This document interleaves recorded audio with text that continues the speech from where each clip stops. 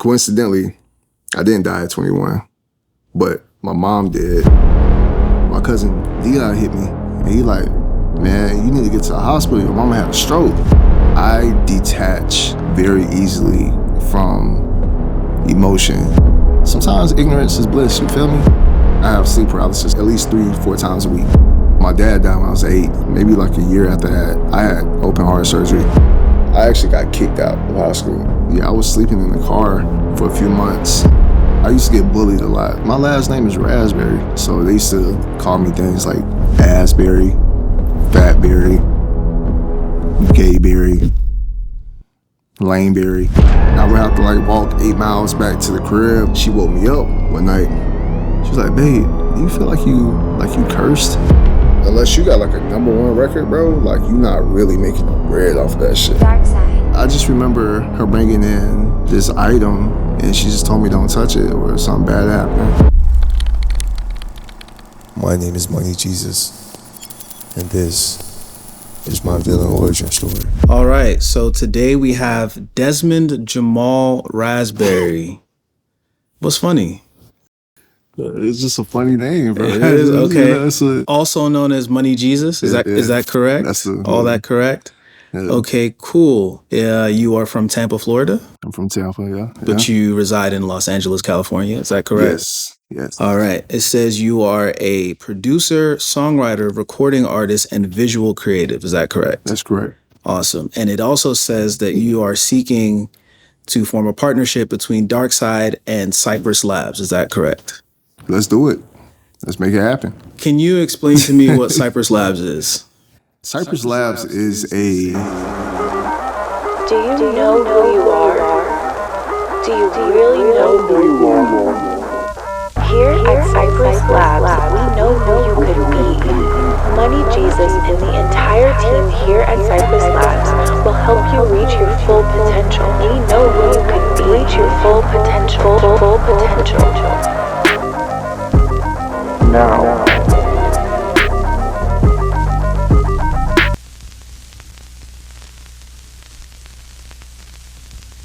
Okay, well, we'll get back to that. Yeah. Let me think about that. Here at Dark Side, you're often forced to make very difficult choices. So I'm going to ask you a couple questions. There's no right or wrong answer. This is just to go into your profile and give us a better understanding of who you are. Thanks. Would you rather know that your partner has lied to you for 10 years or live the rest of your life never finding out?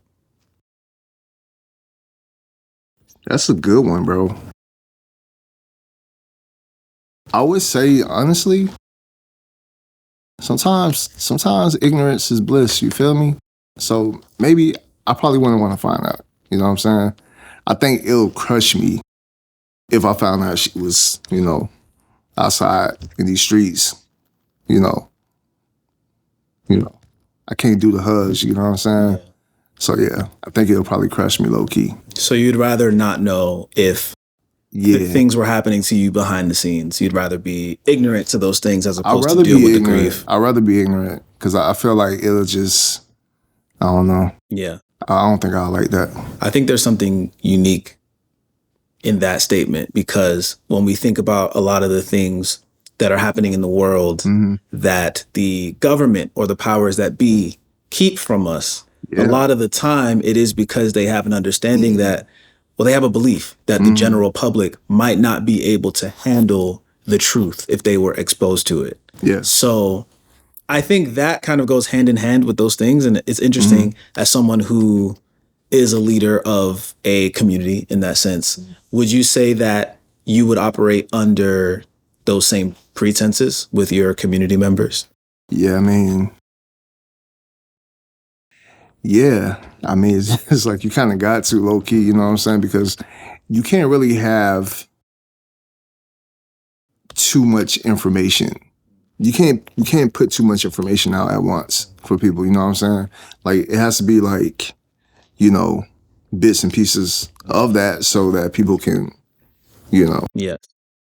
You have a belief that there's only so much information that you can't the average person can be exposed to. Exactly, without 100%. hysteria. 100%. It's kind of like technology, right? Like you roll out like a lot of the technology that we get as consumers. It's been out for years. Been out for a long time. Yeah. It's just now that we are mentally ready to 100%. experience them. Okay. Yeah, 100%. Trust me, I know all about it.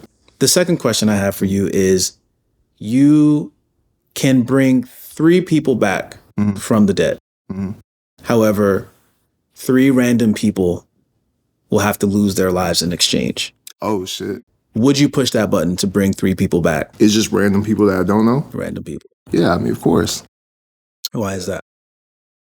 I don't know these niggas, man. It's just rather just, you know what I'm saying? Yeah. Can I name the people? Yes, absolutely. All right, you get to so choose. I got 3 people.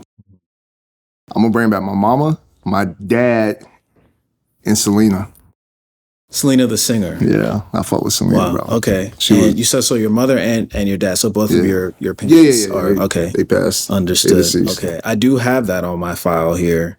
So I would love to get into your childhood and basically get to understanding the person that is sitting in front of me today. So it says you were raised in Tampa. Music became a serious pursuit before adulthood. You left school around 16 and began self-directed production. So I guess take me back to your early life in Tampa, what that was like, what your family life was like, family dynamic. It also says that your mom gave you your first Casio keyboard. Yeah. So it sounds like she was someone that was supportive of your dreams. So can you just talk about like your early life and childhood? Yeah. So my mom, she was a manager to a dance group called Too Hype back in the day. And I would just see my brothers and my sisters, they would just, you know, do rehearsals at the house. So like the house is like full of music. And that was like a huge thing for us growing up. And as I got older, I started to catch the music bug. Cause I ain't really like, to be honest with you, I ain't like a lot of shit when I was a kid. I ain't like rap. Like I used to listen to like the softest songs, bro. Celine Dion and like, you know what I'm saying? I used to be like in a whole different world. And then when I turned 16, that's when they got me that Casio keyboard, my mom and my sister. And that's when I started to like, you know what I'm saying? You know, dive into the music. I taught myself how to play the piano and shit. And then that's how I came to be.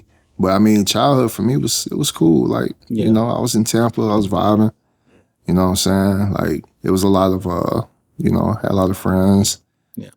Well, actually, I didn't have a lot. I used to get bullied a lot, but that's a whole different, that's all. Yeah. I mean, I think this is, if there's one place to talk about it, it would be here. I guess what was the motivation behind you being bullied, if you are even aware of that? Man, you know, I don't know, bro. Like, my last name is Raspberry. Like, Enough said. my last name is Raspberry, and I was a little chubby kid. So they used to call me things like Asbury, Fatberry, Gayberry, Laneberry. So I used to get variations of multiple things. And you know, it was cool. It wasn't really too big of a deal, but it did affect me to the point to where I wanted to be more than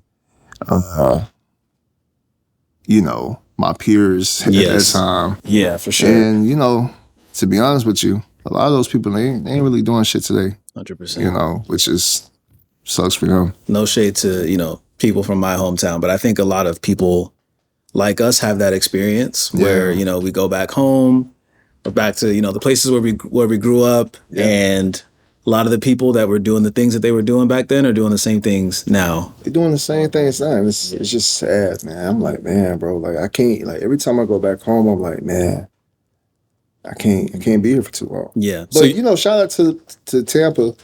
You know, I guess. Definitely. I fuck with Tampa all day. For sure. That is my city. I love my city, man. Yeah. I just wish they supported, you know what I'm saying, a little bit more, but, you know, it's all good. Yeah. But you would say that being bullied early on Turned me into gave you it turned you into a monster. It gave you the drive to want to achieve more. So what led to the decision to leave school? Did you drop out of school?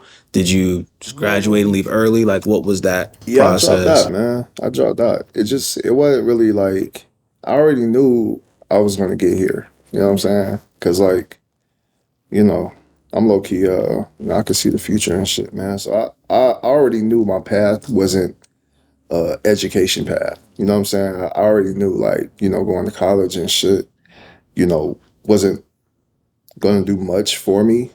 It might have did some, but it didn't do a lot. It wouldn't have done a lot, man. So I just kind of took that route, and I was like, you know what, fuck it. Because I got kicked out.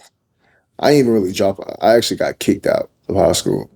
They kicked me out. Why? And, because I was a class clown, bro. I used to just make people laugh all day and shit, man. It got bad, bro. I used to make my teachers laugh and shit, and they just like, yo, Des, like, you gotta chill. Like, it got bad, and yeah, like, it wasn't really I wasn't a bad kid. I would rather entertain more than For sure. learn. Yeah. And I also, I resonate with that. I wasn't a class clown, but I definitely was someone who, although I was smart and I knew that if I put my mind towards the things that they were asking me to do, I could succeed. Yeah, for sure. It just was simply that the things that they wanted me to Wasn't for you. do were not things that I was passionate about. So, I mean, based on your resume, what I'm reading, you have had a lot of accomplishments. And I think those accomplishments show that you always had the wherewithal and the intelligence and the drive to succeed, just not necessarily within the confines of what they were asking of you. And that can, I think that those types of environments are, as much as they can be confining for a creative or for a free thinker, it can also be it's almost like weight training for free thinking, because you're spending so much time in a confined space that when you actually do get your freedom, you kind of see the world for, there's a potential to see the world for, much greater than maybe what other people perceive it as. So it seems like, that those early life experiences, being bullied, essentially hating school and just, turning it into entertainment, ultimately led to you believing in yourself more and wanting to kind of pursue music more seriously. So, okay, cool. So you drop out of school, or you get kicked out of school. Yeah. And what now? What happens after you get kicked out of school? So I went to a trade school right afterwards, right?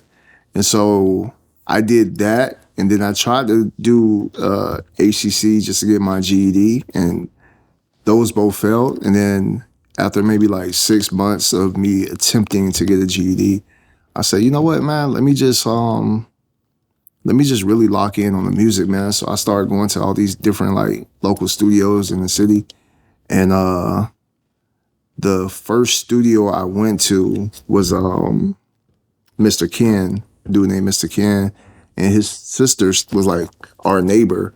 And they knew I was into the music, man. So they introduced me to Mr. Ken, and me and my dog, we went over there, and, I started like attempting to make beats, because I thought making beats was just like me being on the Casio, and like it was like this little drum machine thing at the top, and you could like record the drums or whatever, and I would play the keys. So I thought that was making beats. So I would just like, show up with this Casio, and niggas was like, bro, that's not making beats, bro. Like that's, and I started doing music like really heavy, even though everything I was doing was trash.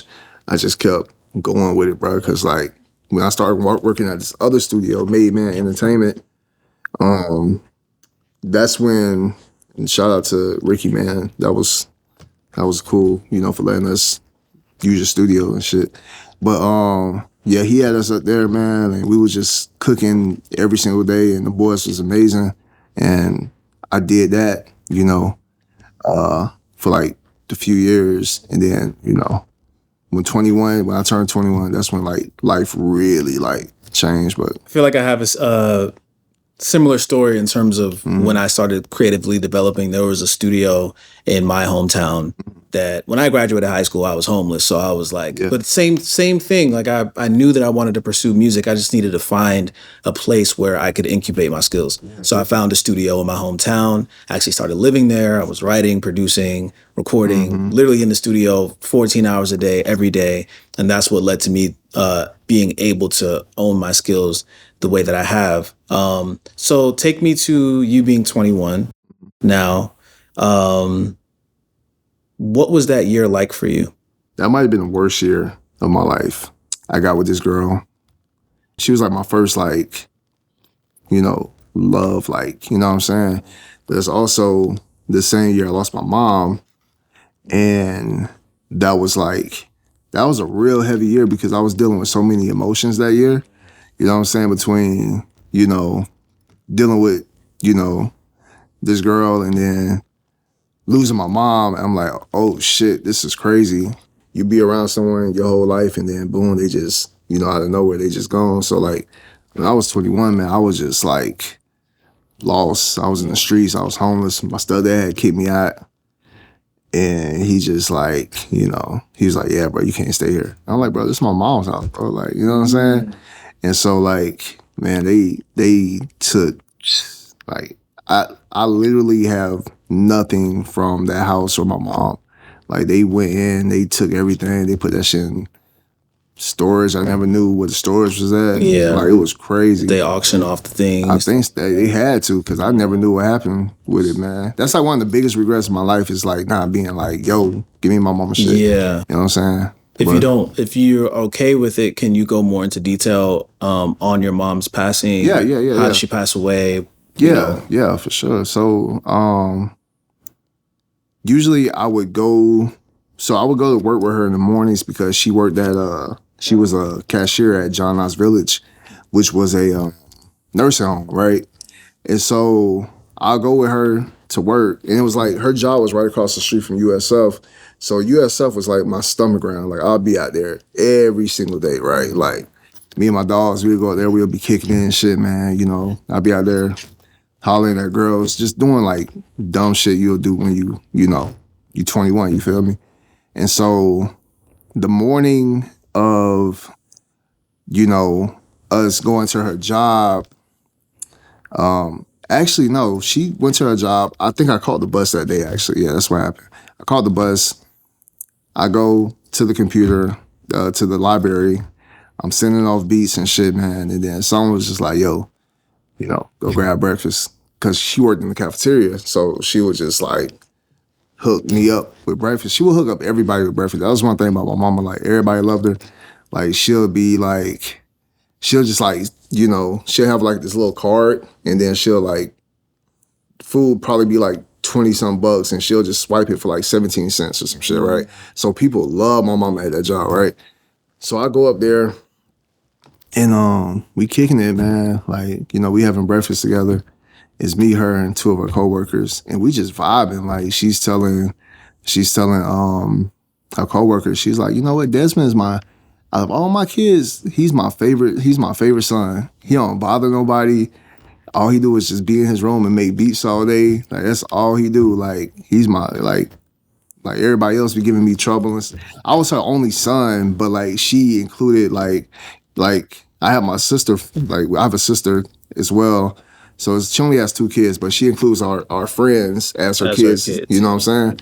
So she's like, all my kids, like, there's been the only one who don't bother me. He just be, making his beats, and that's it. And so, we vibing. I'm just like, all right, Mom, you know what I'm saying?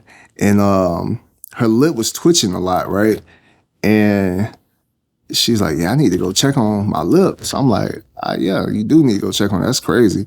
She's like, yeah, it's probably my nerves. I was like, yeah, you just need to go check. And so I was getting ready to leave. My phone was off. I had Metro at that time. My phone was, off. You remember Metro. That shit was like $60, you know what I'm saying? So I told her, I said, hey, Mom, let me use your truck so I can go pay my phone bill real quick. And I'm going to go to my boy Joe's house and make some beats. And she's like, all right, but be back at 2:15, not 2:20, not 2:25, not 2:30, 2:15. I said, all right, Ma, I got you. I hop in the truck, music up. I'm vibing, right? And I go pay my bill. I went to my boy's house. He cooking up beats. Mind you, back then, it took like 2 hours for them to cut your phone on. You really feel me? So I'm cooking up. I'm doing everything. I'm cooking. I go to this girl house. I pull up to her house, and then as soon as I pull up to her house, that's when I guess my phone got back activated, right? And so I'm starting getting calls. So I'm like, damn. So my cousin Dion hit me, and I'm like, yo, what's up, bro? He's like, hey, bro, you straight? And I'm like, yeah, I'm good. And he like, man, you need to get to the hospital. Your mama had a stroke. So I'm like, what you mean she had a stroke? You know what I'm saying? So I'm like, fuck, man. So I backed up. I hit it. I'm running red lights and shit.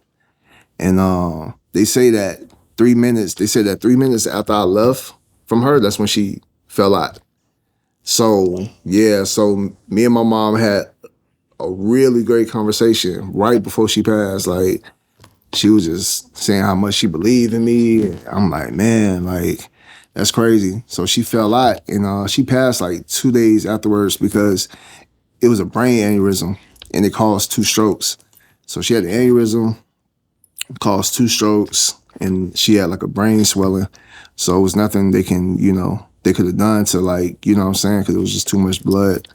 And yeah, man, I just sat there, for that day, and they asked me if I wanted to keep her, in the vegetative state. And I was like, I didn't know what to do. I was young, bro, you feel me? And you had to make that decision. I had to make that decision, but I talked to my family, because my family came from Alabama, like, because my mom's from Selma. Like, my mom, like, grew up in, like, the country, you feel me? So she actually walked across the, what's that bridge called in Selma? The Edmund Pettus Bridge with Martin Luther King. She walked with MLK when she was a kid. Yeah, I think it was the first time before, Yeah. everybody got their ass whooped by the white folks.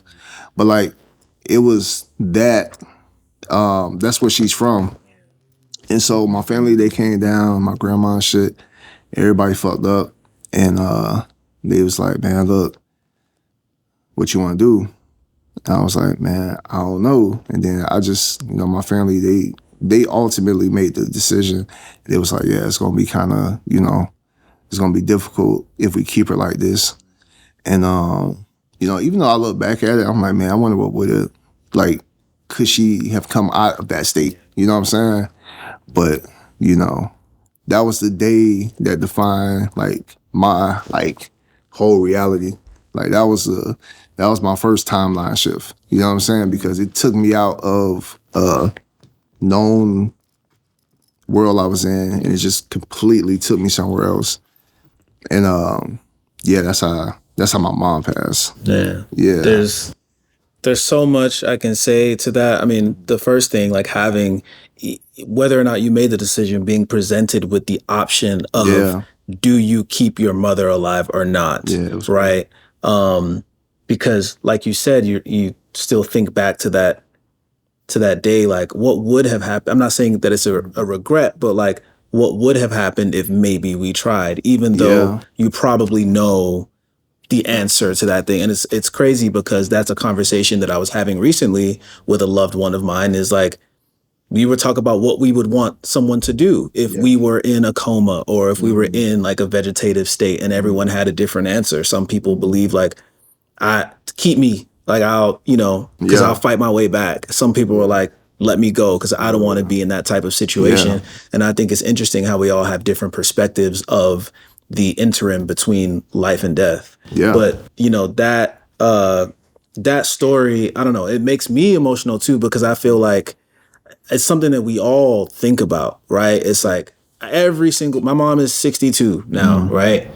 Every single day, every time I talk to her on the phone, every time we have an interaction, I'm like, was that my last interaction with her? You know what I mean? And for no other reason than you just know everybody dies at some point, and nothing is promised. And especially the older you get, the more vulnerable you are to just anything that humans generally go through from a health perspective, not to mention just the random acts of God that happen in everyday life. Yeah, so, time is a thing, man. Time is an entity, bro, because it's like the more time that passes by, the more likely things just happen. You feel me?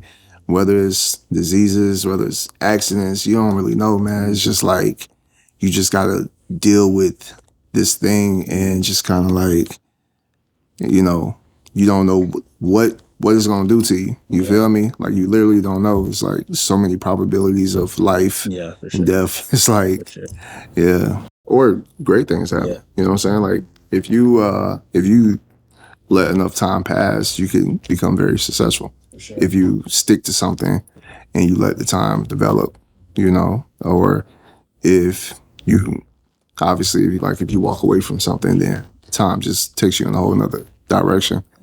So yeah. Where did, did your ambition or your drive for wanting to pursue music become stronger after the passing of your mother? Because I know whenever someone empowers you, especially someone as close to you as your mother, they say like when there's a study that when you pass away, almost everyone says mom, like before they pass away, right? So like that's how strong it is to have someone like that in your life. What did that do for your drive in terms of wanting to be a music producer and an artist? To be honest with you, man, I don't know, bro. I'm an Aquarius, bro. I don't really know if that means anything, but all I know is that I detach very easily from emotion, and I can do that shit within within a second. You feel me? So when my mom passed, I was sad as fuck the first day, bro. Like I was like fucked up about it. And then the next day, I kid you not, bro, I went straight to the studio. I just started working. You know what I'm saying? This dude wanted to buy a beat from me for like $130. You know what I'm saying? And then it was like, bro, why are you here right now? I was like, bro, I gotta work. And like that next day, after my mom passed, bro, like I said, yo, I gotta hit it, bro, cause ain't like what I'm finna do is just cry all day. You know what I'm saying? Like it's sad, but at the end of the day, man, like she empowered me to move forward and to like really be great. So I'm not finna sit here and be like just dwelling on shit, bro. Like I never dwell on anything, bro. You feel me? I move forward as quick as I can because that's just life. You know what I'm saying? I feel like we're not here for that long anyway, so it's like, why waste time and be sad about shit? You know what I'm saying? Like it's gonna always hurt, but at the end of the day, you just gotta lock in. Yeah. Not to challenge that, but I do know that that's a big part of our conditioning, especially as men, right? Yeah, like I am an extremely solution-oriented person. So whenever a problem arises, I don't spend any amount of time dwelling over the fact that the problem happened, right? Which when it comes to death specifically, like I've lost people that were very close to me and I wasn't able to be solution-oriented in that moment. But I do understand that like sometimes, especially when traumatic situations happen, we can have extreme reactions, even if they're extreme in the sense of like not grieving, if that makes sense. So how much of you diving into your work do you feel like was a coping mechanism? And how much of it do you feel like was diving into it because you know that she believed in you to follow your dreams? I'm gonna say 100% because I knew she believed, you know what I'm saying? Okay. Like, if there's anybody that I feel should believe is, you know what I'm saying, it was my mom, you know what I'm saying? Like, I really don't care about what other people think. I just do shit, you know what I'm saying? So that motivated me because it's like, she believed in me. She bought my keyboard. You feel me? She was the one taking me to Radio Shack and looking at equipment and stuff. And you know what I'm saying? So it's like, for me, I'm like, you know what? I'm about to just go full force and, you know, be the greatest I can be. You know what I'm saying? Because I literally do everything for the remembrance of my mom. You feel me? Like that's just how I, you know, That's how I process. Yeah. And was your father still around at this time? Now my dad died when I was 8. Wow. Yeah, he passed when I was 8. Yeah. He passed maybe like a year after that. I had open heart surgery, and yeah, they pretty much was like, you know, I won't make it past 21. And then like a year after I had the surgery, my dad passed away. And yeah, so I was like 8. What was the cause of you needing the surgery? I was born with a heart murmur.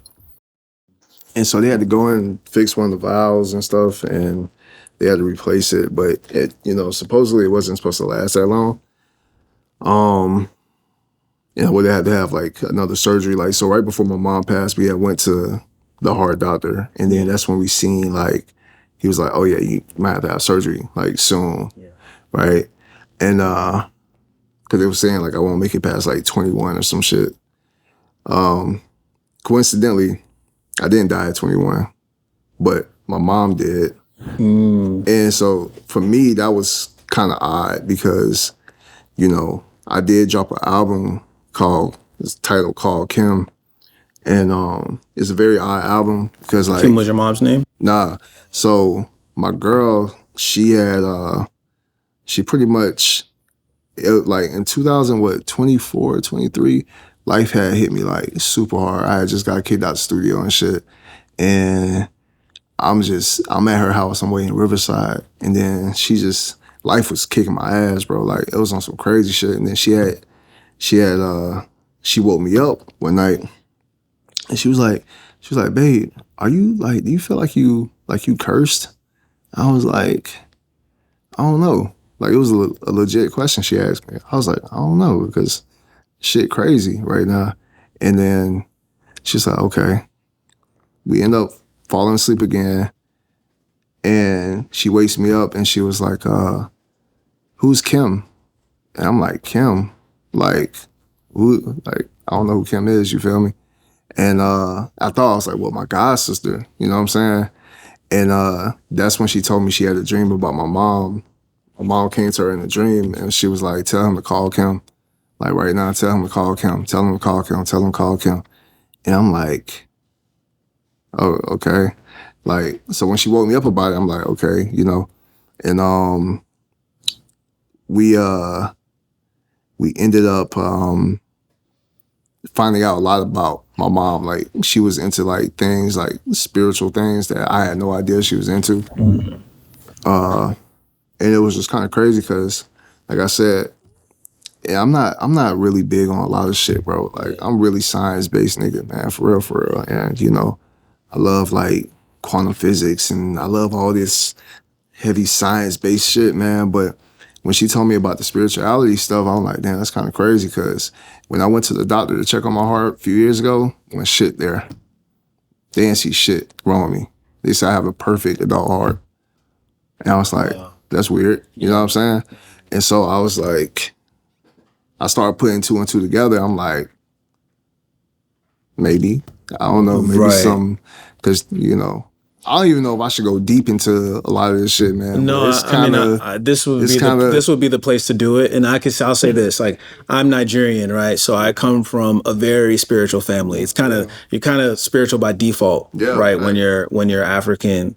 And I mean, my mom is one of the most prayerful, spiritual, religious people I think that exist on earth. And she's always told me about anything that she felt like was a threat or attack on my life, or things that I need to be careful of, or certain things that I shouldn't do to make sure that I am in like strong spiritual standing for my own safety and protection. Yeah. So, and one of those things she told me like really young was that like something to the effect of like the firstborn of the firstborn, you know, usually dies pretty early, right? And she is the firstborn for my grandparents, and I'm her firstborn. So when I was really young, I always, similar to you, I had this thing in the back of my head that was like nobody in my position ever lived past 21. And so all of the prayers that she was doing, and you know, her committing her life to being in the church, you know, she feels, and I have always felt like have been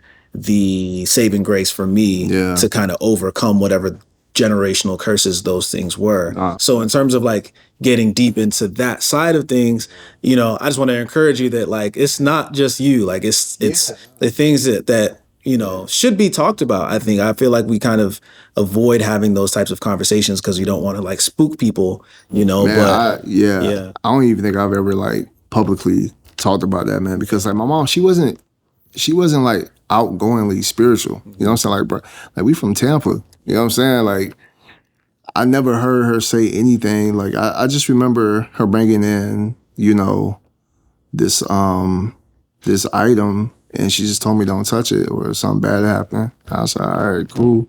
I never touched it, and like a few years later, that's when she passed. And I was like, you know, it just kind of fucked me up because I was like, man, like I don't know what's what, you know. I don't know what's what. You feel me? But you know.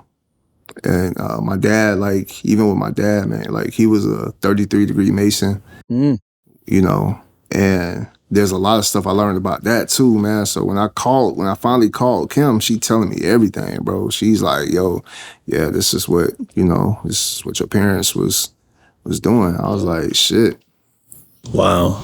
News to me. Yeah. Like, because I ain't, you know what I'm saying? Like, it was just a lot that I just didn't understand about my folks, you feel me? Until Wow. So all of this happened and that led to you making an album called Kim. yeah, but all that shit happened when I was young. I didn't find out until recently, right? Recently. Yeah. You know what I'm saying? When I went to go check on my heart, and when I got kicked out the studio, I'm sleeping in the car and all that shit, man. I'm fucked up. And then, you know, when she had that dream, you know, cause like for me, bro, like ever since I was 16, I've been having I have sleep paralysis at least 3-4 times a week. Yeah, like I don't know what the fuck going on. Like you feel me? But like I would have so much sleep paralysis like for years.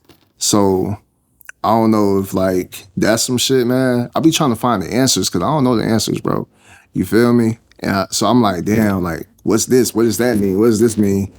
And yeah, bro, like it's like, even though my life is full of light and love now, like, there's been, like, so many dark times where I'm like, what the fuck? You feel me? Sure. Yeah, so. Sure.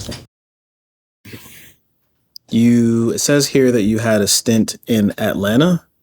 Yeah. What, was there anything interesting that happened during the time that you were there? Bro, what wasn't interesting about ATL, bro? Yeah, I was supposed to sign with Jeezy, man. Yeah, I was supposed to sign with Jeezy, so I had went up there initially for that. That didn't really happen.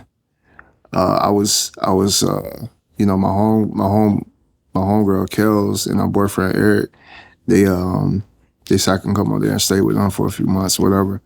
I went up there. I never met Jeezy, bro. Like, they had me go into like these different sessions, man, and I would like catch the MARTA all the way down to like, I was in Norcross, man, so I catch the MARTA all the way down to like, I don't know, downtown ATL, whatever. And yeah, I'd be down there, man, and I would have to like walk 8 miles back to the crib. Like, it was crazy. Yeah, because like the train would stop at like 1 a.m. or something like that. So I would catch it all the way to Norcross and I would have to walk to the crib, and I did that shit for like weeks, bro. Yeah. Yeah. Yeah. Do you feel like that shaped your work ethic a bit more? Oh yeah, man. Cause I knew I wanted it, bro. Like I was like, I used to be dead tired. I'll find like a laundromat. I'll sleep in the laundromat, and then I'll get up and start walking, or I'll wait for a few hours until the buses came. You know what I'm saying? But like, yeah, it was a tough time in ATL for sure. It says you also had a stint in Selma, but I want to jump to, because you talked about a situation recently, I think within the last few years, where you said you were kicked out of the studio. Yeah. What was, I guess, elaborate on that situation. What studio was it? What was the situation? So I don't want to say the studio, you know what I'm saying?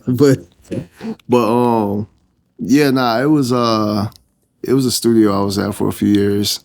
And, you know, they for sure looked out for me, man. Like, you know, they let me stay there for a few years. But at the same time, I was like bringing in talent. You know, I was helping people get signed and shit like that. And when they told me I had to go, I was like, damn, you know what I'm saying? Like, because I wasn't, me as a producer, wasn't bringing in no money. You feel me? Like, I was bringing in money through being outside, connecting with people, bringing them in, and those people making money for them. But I wasn't making money, even though technically I was making money for everybody, you feel me? But I wasn't like, as a producer, I wasn't making no bread. So they was like, yeah, bro, like, yeah, man, you gotta, you know, we about to fix up the studio. You know, you gotta slide. So I'm like, damn, like, what I'm gonna do? You feel me? And you know, luckily I had a car and shit, man. But I was sleeping in the car for a few months, and I was also sleeping at my girl's spot. So, but I was also doing Uber. So when I'll be doing Uber, I get tired. I'll be sleeping in the car. Yeah. If I can make it way to Riverside, you know what I'm saying, I'll just be at her spot. But man, yeah, that's what happened with that studio situation. But that also defined everything for me, because if it wasn't for me getting kicked out of the studio, I probably wouldn't have like the placements I needed at that time. You feel me? Like, that kind of made me work even more, because when I was in the car, I was just cooking up loops all day, every day. You know what I'm saying? Like, if I wasn't doing Uber, I'd be cooking up loops. And so me getting kicked out of the studio kind of like, that was another timeline. Yeah, another timeline shift for sure. Yes, definitely another timeline. I'm glad you talked about how that led to you creating things, you know, that led to other placements. Because here, I mean, it says you have an insane industry resume. Says you've been associated with the work involving these artists. Let me know if any of these is wrong, but Chris Brown, Nick Jonas, 2 Chainz, Jeremiah, Kodak Black, Ty Dolla $ign, ASAP Ferg, Snow Allegra, Kiana Lede, which, by the way, Fair Play by Kiana Lede is one of my favorite songs. Damn, really? And when I found out you did that, I used to rock Kiana stuff. That's crazy. That whole EP, I think it was an EP that was on. Yeah. Incredible body of work. Yeah, I appreciate it.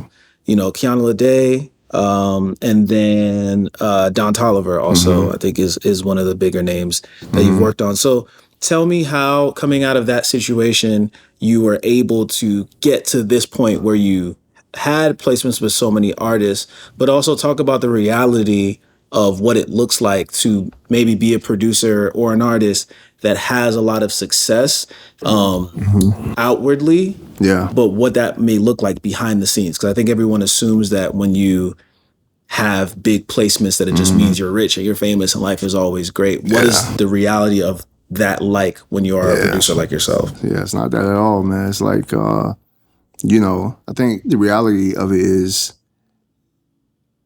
if you don't have a brand, then you won't technically be out here making money. Because you can have a big placement, dog, but like, it wouldn't be like, you know, oh, I gotta get in with him.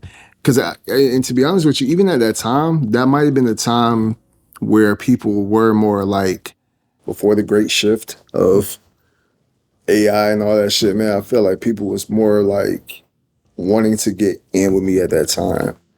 And it's still the same exact thing, but the reality is, like, when it comes to producing, man, like, you can have unless you got like a #1 record, bro, like, you're not really making no bread off of that shit. You feel me? Like, you still gotta hustle. That's the reality of producing. Like, you know, a lot of people don't really understand that, but that's what I'm saying. When it comes to branding, if you can brand yourself to the point to where you are, like, people reaching out constantly, like, they got to get in with you, then that's the best route. You know what I'm saying? And I feel like that's been my route nowadays. You know what I'm saying? But before, when I did have that stuff, it was more so like, it was cool, you feel me? But it wasn't like all the way how I wanted it to be, you feel me? For sure.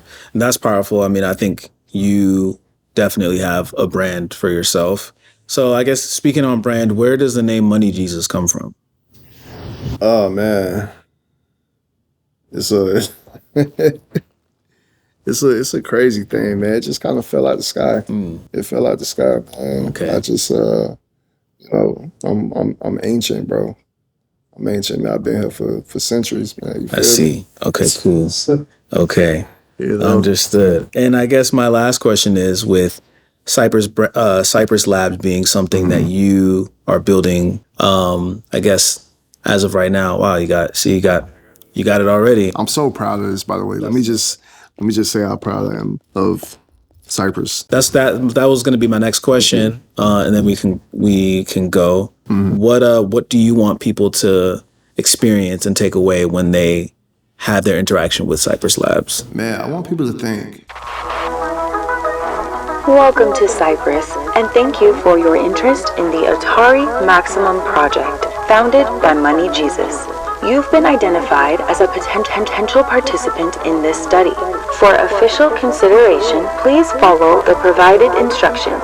We appreciate your time, and someone from our team will reach out soon with further information.